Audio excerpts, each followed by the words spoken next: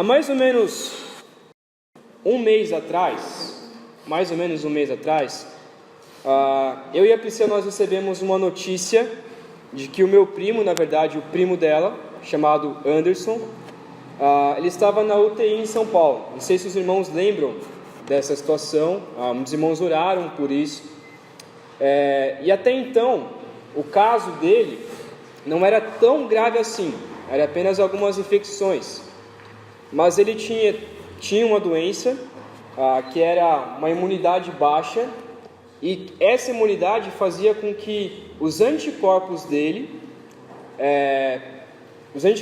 lutassem contra a bactéria, e aí, a vez que eles lutavam contra a bactéria, eles não paravam só na bactéria, eles continuavam, e aí começavam a afetar o próprio corpo.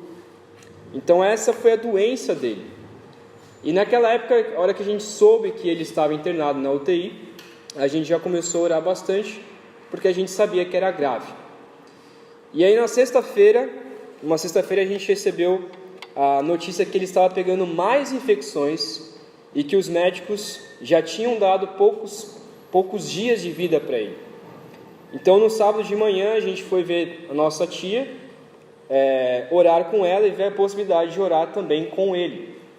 Só que quando a gente chegou lá, a gente estava tranquilo até então, mas quando a gente chegou lá, nós vimos uma família totalmente desestruturada. Uma família que estava sem chão, destruída, chorando aos prantos, sem consolo, e a nossa tia estava dias sem conseguir dormir por conta dessa situação. Estava com insônia, sem fome, não conseguia comer, e desespero principalmente porque achava justamente que o seu filho ia morrer em poucos dias. Os médicos tinham dito isso. Desespero, pois poucas pessoas estavam ajudando, precisava de sangue e poucas pessoas ajudavam, e ela estava em desespero por conta disso também. Só que depois pessoas foram ajudando mais, igrejas foram ajudando mais, e ajudaram nesse sentido. Mas principalmente o desespero dela era porque ela pensava que Deus não estava ajudando ela. Esse foi o maior desespero dela. Então, ao a gente chegar lá, ela já começou a jogar tudo em cima de nós e começou a dizer: por que isso aconteceu comigo? Por que isso está acontecendo com meu filho? E começou a orar: por que, Deus, você vai tirar o meu filho de mim? O que eu fiz para merecer isso? O que eu fiz para que isso acontecesse comigo? Ela ainda disse que naquele mesmo dia, o filho dela, o Anderson, tinha dito para ela: mãe, o que eu fiz para merecer isso? Por que eu estou aqui? Na minha vida, eu fui muito mal para que isso acontecesse comigo. O que vai acontecer com as minhas filhas? O que vai acontecer com a minha família? Por que Deus me colocou numa situação como essa? Você já viu ou passou por situações assim? Provavelmente sim, né? Talvez você esteja passando hoje mesmo por situações como essa. Ou uma situação parecida, talvez um parente enfermo como esse, ou até mesmo já faleceu e você está aqui no culto, mas ainda em luto por uma situação como essa. Algum amigo te abandonou, seus pais estão se separando, você não se dá bem na escola, na faculdade ou no trabalho, você teve um dia péssimo em casa ou no serviço, seu filho quer sair de casa e não te obedece mais, tudo parece estar mais escuro, o céu parece estar mais cinza e você não vê solução alguma, talvez questão financeira ou qualquer outra situação nesse sentido, e você veio para o culto, mas o seu coração está pensando naquela situação e pensando: por que Deus me abandonou? Por que Deus não está comigo? Cadê Deus em meio a toda essa situação? No capítulo 1, a gente já está no finalzinho, né, no capítulo 3, mas no capítulo 1, Abacuque teve essa mesma reação da minha tia. Ele perguntou: por que, Deus, você está fazendo isso conosco? Cadê o Senhor que não vê a maldade e não intervém com a maldade? Aonde está o Senhor? O que nós fizemos? O que os justos fizeram para merecer algo como isso? Mas o Senhor logo responde a Abacuque que de fato Judá merecia essa punição. Mas não somente o povo de Judá, mas todos os ímpios merecem a punição, e principalmente, o Senhor diz: olha, eu vou levantar um povo para punir vocês, mas não somente vocês serão punidos pela maldade de vocês, mas também o povo que eu levantarei, os babilônios, também serão castigados por causa da maldade deles. Então o que o Senhor está trazendo aqui no capítulo 2 é: olha, todos vão ser julgados, todo mundo vai ser julgado. Olhando mais para frente, nós vemos que esse julgamento com o povo de Judá realmente aconteceu. E se você ler a história de Daniel, você vai ver que Daniel estava nessa situação, exatamente nessa situação. Só que 100 anos depois, os babilônios também foram julgados. Então Deus cumpre a sua palavra, e na verdade os babilônios foram destroçados. Já não se escuta mais, e ainda tem gente que nem sabe direito aonde eram, e dizem sobre os jardins babilônios e tudo mais, você estudou na escola, mas eles foram destroçados. Acabou esse povo, porque Deus julgou eles. Então o que Deus traz, e Abacuque ainda não sabe disso, mas Deus está trazendo: olha, eu vou julgar, e eu vou julgar todos os ímpios, independente de que ímpio seja. Se for meu povo, ou se for de outro povo, eu vou julgar.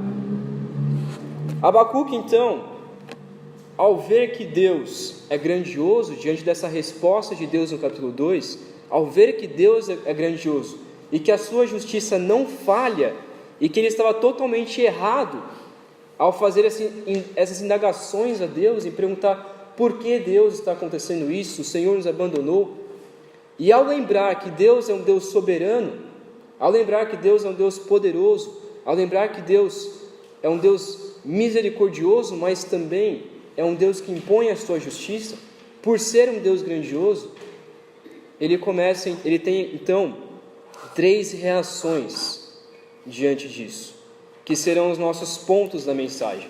3 reações de Abacuque ao ver a grandeza de Deus. Guarda essa história que eu contei no início, ela vai fazer sentido no final, ok? Então guarda essa história que eu contei. Mas a reação de Abacuque aqui são 3, e é o que nós vamos ver. Primeiro, contemplar. Segundo, lembrar. E terceiro, louvar. Contemplar, lembrar e louvar.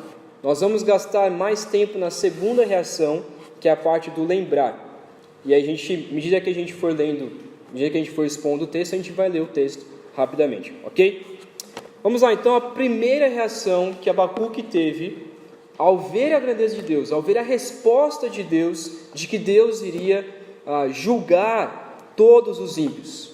Lembra, na semana passada a gente viu os 5 ais, Deus julgando, então dizendo: olha, eu vou trazer o julgamento contra todos os ímpios.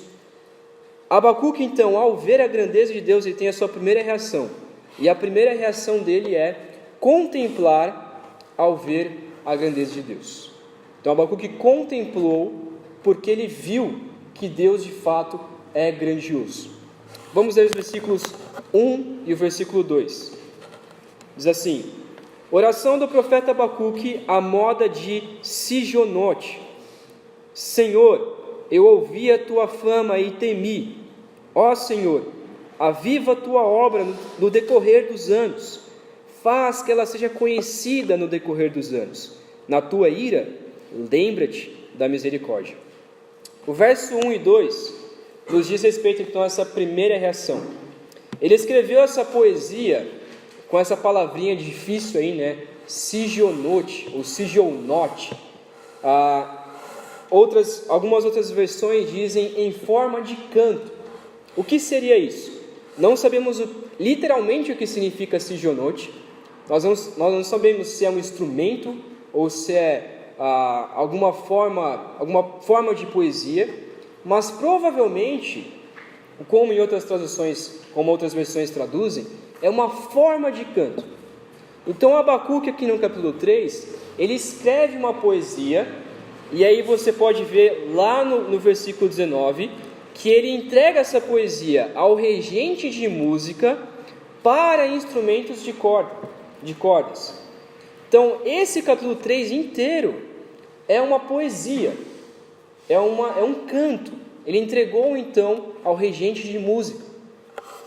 Tem gente que diz que Abacuque escreveu esse capítulo aqui anos depois.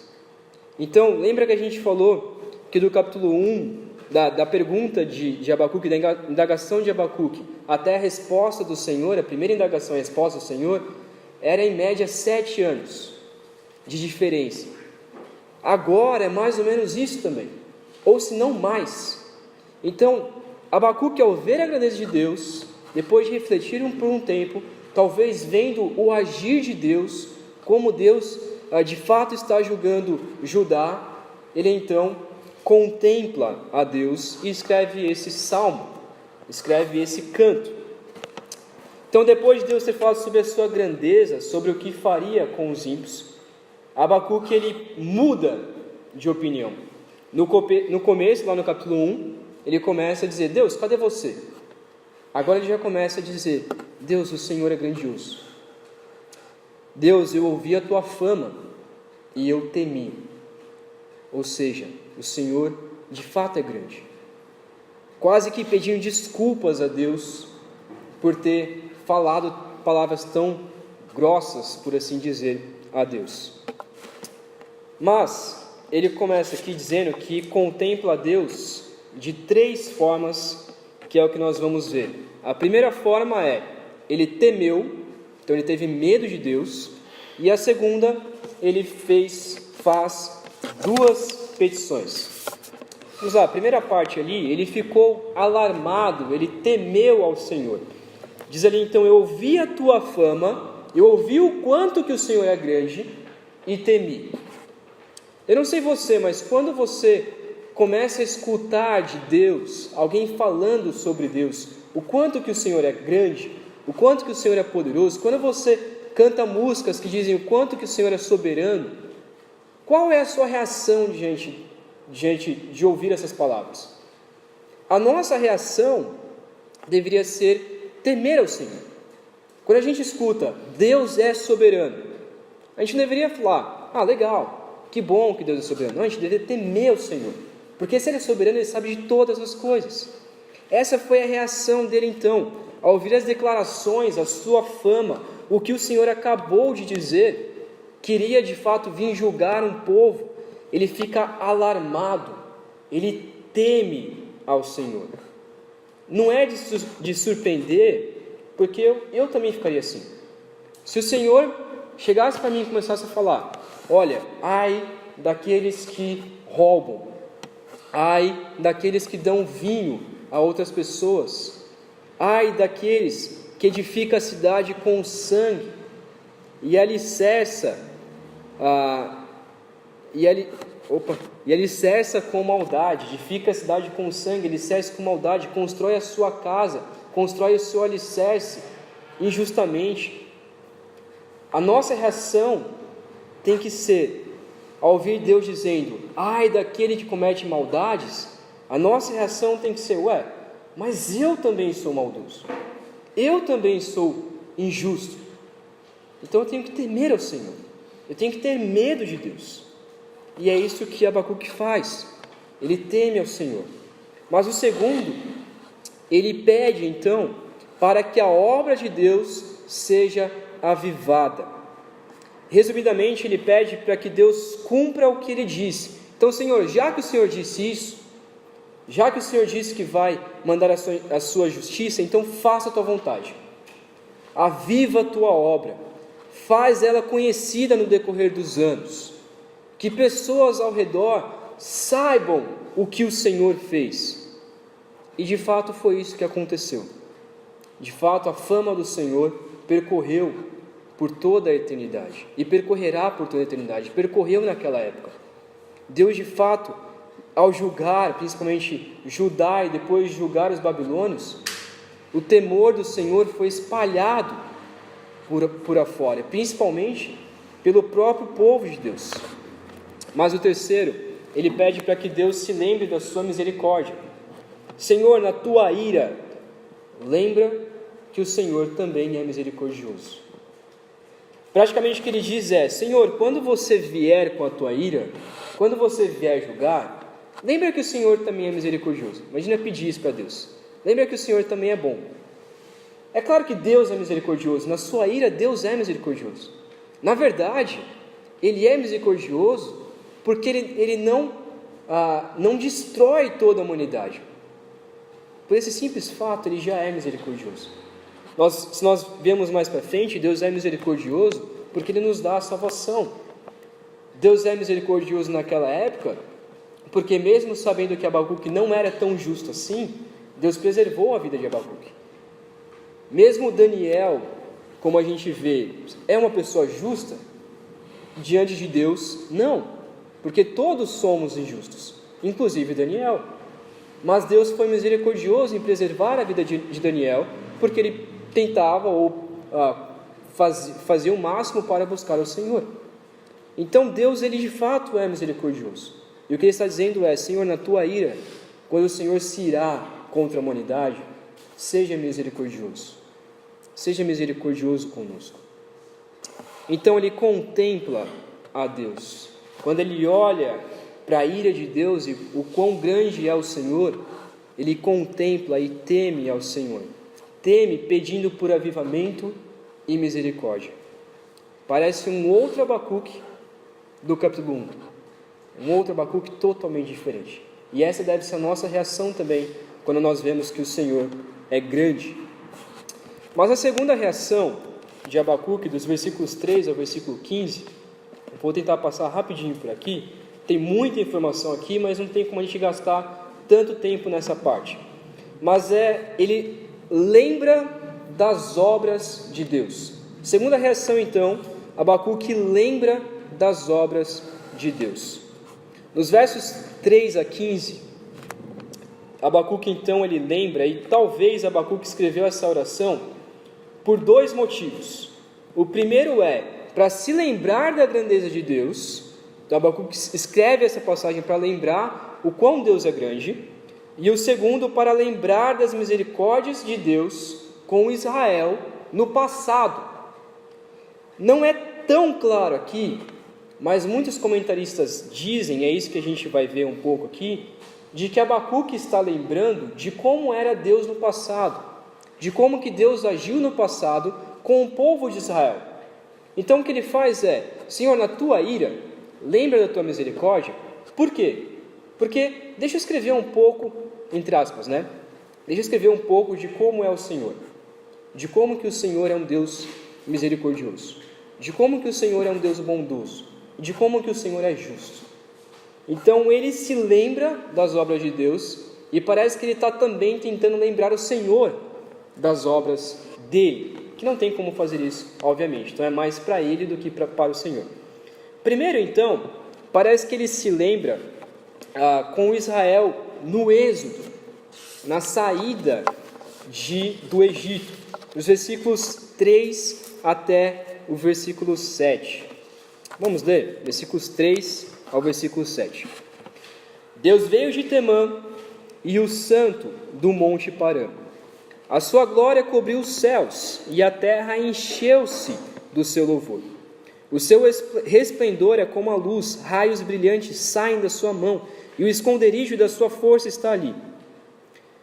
A peste vai adiante dele e a praga destruidora o segue. Para e mede a terra, olha e sacode as nações. Os montes antigos se destroem, as velhas colinas se abatem. O seu andar é assim desde a eternidade. Veja as tendas de Cuxã em aflição. Veja as tendas de Cuxã em aflição. As cortinas da terra de Midian tremem. O profeta, então, na descrição dessa visão, tem em mente o êxodo, a fuga do Egito. Por quê? Por causa dessas alusões geográficas que ele faz aqui. Primeiro ele diz sobre Temã, que é a região a noroeste de Edom, e depois sobre Parã, que também é naquele local também, que Parã é onde os montes que formam o Monte Sinai. Então, na saída do Egito, ele começa a lembrar de como Deus é grande, como que ele agiu naquela época. O versículo 4 mostra uma visão que o povo teve de Deus no Egito, com uma luz e raios brilhantes. Então, a vinda de Deus era semelhante naquela época como um sol nascente, e toda a terra, e é o que ele clama aqui, fica cheia da sua glória. Versículo 5 diz sobre a peste e a pestilência, provavelmente lembrando das 10 pragas no Egito, e de que Deus tem o controle sobre doenças. Deus tem o controle sobre pragas. Ele tem o poder de acabar com uma nação em doenças e pragas, que foi o que ele fez com o Egito. Versículo 6 mostra que Deus tem o controle da terra. É Ele quem faz tremer, é Ele quem manda nuvens de fogo, é Ele quem abre o mar vermelho. Os caminhos do Senhor são eternos e nada pode impedir o Senhor. E finalizando essa parte, no versículo 7, ele diz sobre 2 tribos árabes que Israel enfrentou no deserto, que era Cuxã, que era uma tribo midianita, ou uma tribo árabe, isso você pode conferir em Números 12:1, e Midian, que são os habitantes das fronteiras do deserto, da Transjordânia com Moabe. Isso também está em Números 31:3. Então parece que ele está se lembrando da saída de Israel do Egito. E o texto continua mostrando então o poder de Deus. Parte B aqui então.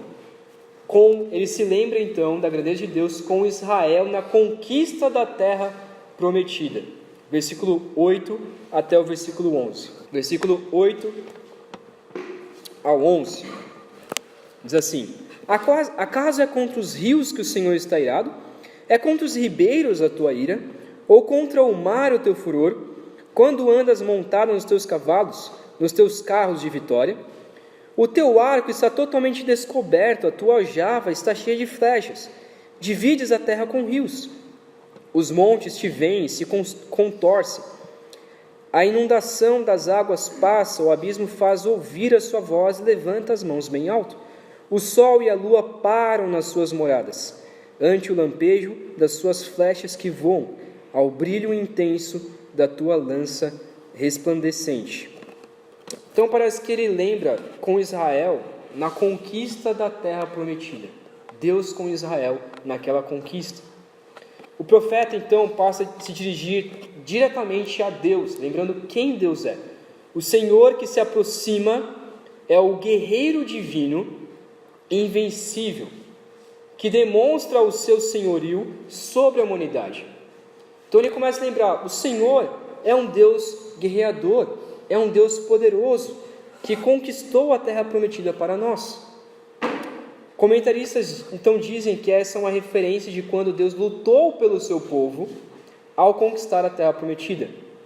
E quando nós lembramos, principalmente daquela musiquinha lá, Vem com Josué lutar em Jericó, se você se lembra, e da história de Jericó, você começa a perceber que o povo de Israel não fez nada. Quem lutou pelo povo foi Deus. Eles só tiveram que dar algumas voltas ali no muro e Deus conquistou a terra. Então, Deus quem lutou pelo seu povo. Ele então diz que é contra os rios que Deus luta, talvez se referindo ao Rio Jordão para que o povo passasse. E então a luta do próprio Deus contra todos os povos que estavam na terra prometida. Porque é nítido, e quando nós vemos a história, é nítido que Israel não fez nada. Quem fez foi o próprio Senhor, foi o próprio Deus. E ele se lembra então de que Deus é um guerreiro divino. Deus é um Deus poderoso e que ama o seu povo e luta contra povos inimigos. Mas Abacuque continua mostrando o poder de Deus, lembrando então do cuidado de Deus com Israel, com as nações vizinhas. Versículo 12 até o versículo 15. Vamos ler novamente? 12 a 15. Marchas pela terra com indignação, trilhas as nações com ira, sais em socorro do teu povo, para salvamento dos teus ungidos. Despedaças o líder do povo ímpio, descobrindo-lhe por completo os fundamentos. Traspassas a cabeça dos teus guerreiros com suas próprias lanças. Eles me acometem com um turbilhão para me espalhar. Alegram-se como se estivessem para devorar o pobre em segredo. Tu marcha com teus cavalos pelo mar, pelo ímpeto das grandes águas. No verso 13, então, ele começa dizendo: tu sai para salvamento do teu povo. O Senhor sai para salvar o seu povo. Deus é quem sai do acampamento para proteger o povo de Israel. É Ele quem sai à luta, é Ele quem sai à guerra para proteger Israel. E Ele fez isso durante muito tempo. Apesar de Israel terem muros fortificados, mas do que adianta se Deus não proteger aqueles muros? Então o que ele está dizendo é: Deus é quem protege Israel dos povos vizinhos. É Ele quem protege. Assim como foi Ele quem conquistou a terra prometida, é Ele quem continua protegendo o seu povo. E estava ficando nítido na cabeça de Abacuque, ele estava se lembrando de como Deus cuidava do seu povo e como lutava contra os inimigos e como protegia Israel. Ele está se lembrando na luta contra Jericó, contra os filisteus, contra os midianitas e por aí vai. O como que Deus foi gracioso e foi bondoso. Mas quando Israel não buscava o Senhor, Deus dizia: entreguei Israel nas mãos dos inimigos, porque Israel não está me buscando. Então, por diversas vezes no Antigo Testamento, você vê que quem lutava por Israel não era Israel, era o próprio Deus. Se Deus estivesse ali, o povo vencia. Mas se Deus se afastasse por causa da injustiça, por causa da desobediência de Israel, Israel perdia as guerras, perdiam as lutas.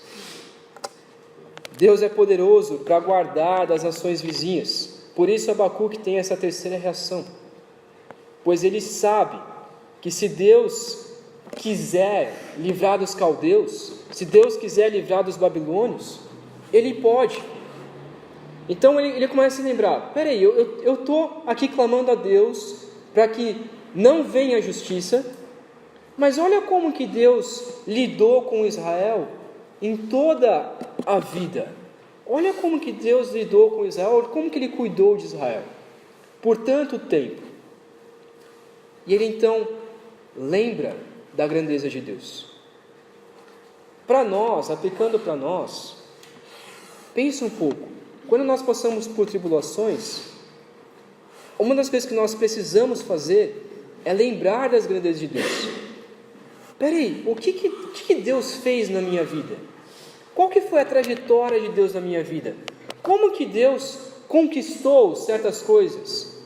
Como que Deus me protegeu? Como que Deus lutou por mim? O que Deus tem feito na minha vida? Eu preciso lembrar do quanto que Deus é poderoso e do quanto que Deus trabalha em nossas vidas. Eu preciso lembrar disso. Mas Abacuque então tem essa terceira reação. E a terceira reação é louvar as obras de Deus. Abacuque então louva as obras de Deus. Vamos ler, versículos 16 ao versículo 19. Quando eu o ouvi, meu ventre se comoveu, meus lábios tremeram diante do seu ruído. A fraqueza entrou nos meus ossos, os meus passos vacilaram.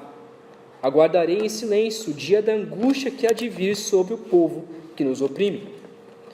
Ainda que a figueira não floresça, nem haja fruto nas videiras, ainda que o produto da oliveira falhe e os campos não produzam mantimento, ainda que o rebanho seja exterminado do estábulo e não haja gado nos currais, mesmo assim eu me alegrarei no Senhor, exultarei no Deus da minha salvação. O Senhor Deus é a minha força, Ele fará os meus pés como os da corça, me fará andar sobre os meus lugares altos, ao regente de música para instrumentos de corda.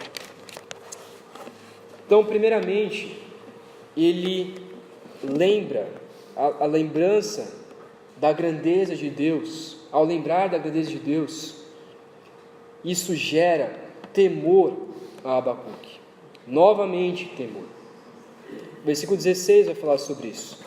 Abacuque usa 4 expressões para dizer que depois de ter lembrado das grandezas de Deus, ele teme. Ele diz então que os seus ossos vacilaram. Imagina isso. Os seus ossos começaram a tremer, vacilaram, já não sustentavam mais ele. Ele não conseguiu ficar em pé. Imagina isso. Como o Senhor é grande, como Ele é poderoso, e quem sou eu diante de Deus? Ele diz: o meu ventre se comoveu, os meus lábios tremeram diante do seu ruído. É a mesma coisa de você estar diante de um leão, rugindo na sua direção, e você olha para o Senhor e não tem nenhuma reação a não ser tremer e temer diante do Senhor tão grande, diante do Senhor tão poderoso. O que me resta então, a não ser aguardar o sofrimento que está vindo do Senhor? O que me resta? Porque o Senhor é muito maior do que eu me lembrava. Mas também Abacuque se contenta com o sofrimento causado pela justiça. E essa eu acho que é a parte mais difícil para nós. Quando nós lembramos da grandeza de Deus, nós falamos: que legal. Mas quando as tribulações vêm, a gente não se contenta com Deus. A gente não se contenta, a gente não se alegra com Deus. Os versículos 17 e 18 falam sobre isso. Ainda que a figueira não floresça, ou seja, ainda que o Senhor, ainda que tudo de mal aconteça na nossa vida, ainda que a gente não tenha alimento, ainda que eu não tenha o que me alimentar, ainda assim, eu me alegrarei no Senhor. É por isso e é isso que explica um pouco, lá no capítulo 2, versículo 4, em que ele diz que o justo viverá pela sua fé. O que ele está dizendo é: Senhor, mesmo que tudo de mal aconteça, ainda assim eu me alegrarei, porque eu sei que os justos viverão pela sua fé. Eu sei que Deus guardará os justos. Eu sei que Deus protegerá, assim como protegeu Israel durante todo esse tempo. Ele tem a esperança e a confiança de que, apesar do seu medo, apesar de um futuro incerto, ele pode se regozijar no Senhor, porque ele sabe que nada foge do controle de Deus. Ele sabe que tudo está acontecendo conforme Deus quer. Como disse Paulo em Romanos 8,35, quem nos separará do amor de Cristo? Será tribulações, angústias ou perseguições, fome, nudez, perigo e espada? Quem vai separar do amor de Deus? Nada pode separar, porque o justo vive pela sua fé, e Deus protegerá o justo. E se protegerá o justo, pode vir qualquer tipo de tribulação, pode vir até mesmo a morte, mas nada pode separar do amor de Cristo. Ele se alegra no Senhor, pois, como ele mesmo diz, ele é o Deus da sua salvação. Então ele começa a pensar que os sofrimentos dele, o sofrimento que iria vir, é leve, é momentâneo, é pequeno, porque ele sabe que Deus o salvará no dia do Senhor. Abacuque agora tem a certeza de que qualquer coisa que vier do Senhor, por conta da injustiça do povo, sim, mas qualquer coisa que vier do Senhor, Ele vai aceitar. Então, Deus, pode vir qualquer coisa, eu aceito. Por quê? Porque a garantia de vida do profeta se acha na pessoa e no caráter de Deus. Versículo 19, ele conclui dizendo: o Senhor Deus é a minha força. Ele fará os meus pés como os da corça e me fará andar sobre os meus lugares altos. Ele então confia de que o Senhor é a força dele. É Deus quem o vai fortalecer. Essa frase, o Senhor Deus é a minha força, é uma frase de dependência total em Deus, em que ele diz: eu sou fraco, eu não sou nada, eu não consigo nem me sustentar, os meus ossos vacilam, eu não consigo me manter em pé, mas Deus me sustenta, mas Deus é a minha força. E em meio a qualquer tipo de tribulação, é isso que deve ser a nossa conclusão. Deus, eu estou um caco, eu estou um lixo, eu não sou nada, mas Deus é minha força. Deus me protege, Deus é minha fortaleza. Ele também diz que os pés dele são como os da corça, e Deus o fará andar em lugares altos. Essa figura, ela representa a força e a confiança que o Senhor concede aos justos. Abacuque se dispunha em sofrer qualquer adversidade, qualquer coisa, sabendo que Deus iria cuidar dele, sabendo que apesar de qualquer tribulação, Deus iria cuidar, mesmo passando, como a gente cantou, sob a tempestade, mesmo passando sob dificuldades, Deus estará lá. Por quê? Porque ainda que ele passasse pelo vale da sombra da morte, Deus estaria do lado dele. Ainda que os campos, os rebanhos, ainda que o mantimento, ainda que qualquer tipo de alimento fracassasse, ainda que provisões materiais, ainda que qualquer outra coisa do tipo falhasse, ou ele não tivesse, ele mesmo assim se alegraria no Senhor. Trazendo um pouco para a aplicação, se você perder o seu emprego hoje e não ter mais da onde tirar dinheiro, como você reagiria diante de Deus? Você se alegraria? Você faria: Deus, eu vou me contentar com o Senhor? É muito difícil, mas é isso que Abacuque está prometendo a Deus. Deus, mesmo que eu não tenha nada, mesmo que tudo me falte, eu ainda assim vou me alegrar em Ti. Olhando um pouco para a vida de Cristo, foi um homem que sofreu gradualmente a justiça de Deus, sem ter culpa alguma. Deus tomou sobre si as enfermidades, as nossas culpas, tomou sobre si a ira de Deus por causa do nosso pecado. Todos esses ais aqui que estão escritos no capítulo 2, Jesus tomou sobre si, mas ele não cometeu nenhum pecado desses. Nós merecíamos essa justiça, assim como Judá, assim como os caldeus, nós merecemos essa justiça. Todos esses 5 ais nós merecemos, mas isso foi colocado sobre Cristo. Mas Cristo em momento algum deixou de se contentar na justiça de Deus. Em momento algum ele falou: Deus, por que você está fazendo isso comigo? Ele até disse isso na cruz: Deus, o Senhor me desamparou. Mas a conclusão dele foi: faça a tua vontade, faça o que o Senhor bem quiser. E essa deve ser também a nossa reação. Senhor, qualquer coisa que acontecer comigo, faça o que o Senhor bem quiser, e eu me alegrarei, eu vou me regozijar, eu vou ficar contente, porque eu sei que o Senhor está cuidando. Voltando para a história inicial, após nós irmos para a casa da minha tia, e depois de tanto choro e oração, em meio às orações, eu orei ao Senhor: Pai, faça a tua vontade e não a nossa. Acaso nós aceitaremos só o que é bom diante do Senhor e não o mal? Quem somos nós para não merecermos a justiça do Senhor? Se o Senhor fosse aplicar a justiça sobre nós e não a sua misericórdia, todos nós aqui dessa sala já estaríamos mortos. Mas o Senhor é um Deus misericordioso.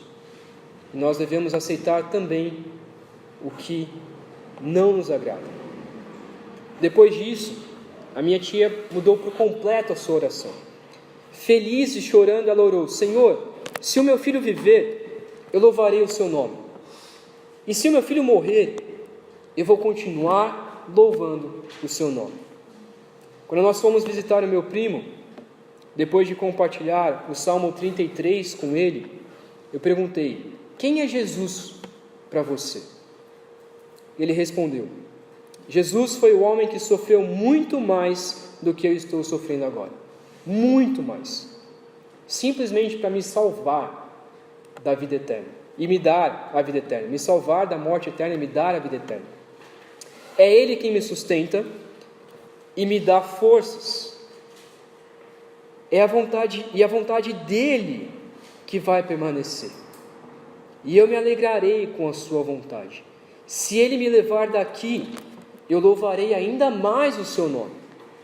Mas se me levantar do leito, eu louvarei o Senhor. Mas se eu morrer, se Deus me levar para o céu, eu louvarei ainda mais, porque eu verei o Senhor face a face. E foi o que aconteceu com ele. Ele faleceu poucos dias depois. E no seu culto fúnebre, nós louvamos a Deus, lembrando dessas palavras que ele disse. Agora, ele está louvando muito mais o Senhor do que louvaria aqui. Talvez lá no céu, ele possa dizer: Senhor, na terra eu deveria ter dito, ainda que a figueira não floresça, ainda que não haja fruto na videira, ainda que eu não tenha nada, eu ainda me alegrei no Senhor. E é o que nós devemos fazer hoje. Ainda que a justiça de Deus venha por conta do nosso pecado, sim. Ainda que doenças, que pragas venham, que qualquer outra coisa venha, nós devemos nos alegrar no Senhor. Mas por que nós nos contentamos apenas com as boas coisas, as coisas boas vindas do Senhor? Por acaso nós não merecemos um juízo maior? Quem somos nós para questionar a Deus?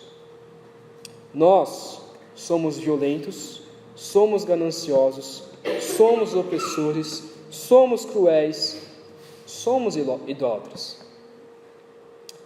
Mas nós temos a Cristo, e Cristo toma sobre si todos esses ais, para que nós possamos dizer: Senhor, ainda que venha qualquer adversidade, ainda que venha o juízo, não é comparado ao juízo que Cristo recebeu, não é comparado com o sofrimento que Cristo sofreu. Então eu me alegrarei no Senhor, eu vou me alegrar porque o Senhor estará comigo. Resumindo, irmãos, parece que Abacuque está dizendo que em meio à justiça de Deus, nós devemos temer ao Senhor e contentar com a sua misericórdia. Então, em meio à justiça de Deus, nós devemos temer e contentar com a sua misericórdia.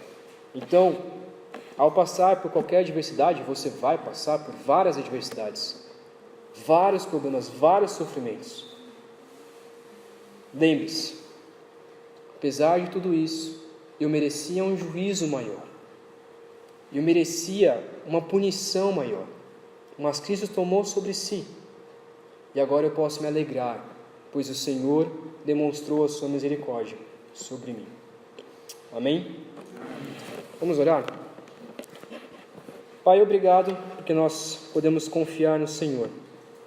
Obrigado porque Nós merecemos um juízo muito maior, mas mesmo assim o Senhor não nos pune como nós merecemos. O Senhor é misericordioso e bondoso. Faça-nos lembrar da tua misericórdia. Primeiro, faça-nos contemplar ao Senhor. Depois, lembrar da sua misericórdia. E então louvar ao Senhor, porque o Senhor é um Deus grandioso. O Senhor é a nossa força. Obrigado, meu Pai, porque o Senhor não falha. Obrigado porque o Senhor cuida de nós. Nos faça conhecer ao Senhor todos os dias de nossas vidas. E com os nossos lábios nós possamos cantar louvores a Ti, mesmo em meio a sofrimentos, mesmo em meio a adversidades. Nós possamos cantar porque sabemos que o Senhor é um Deus misericordioso. É o que nós oramos em nome de Jesus. Amém.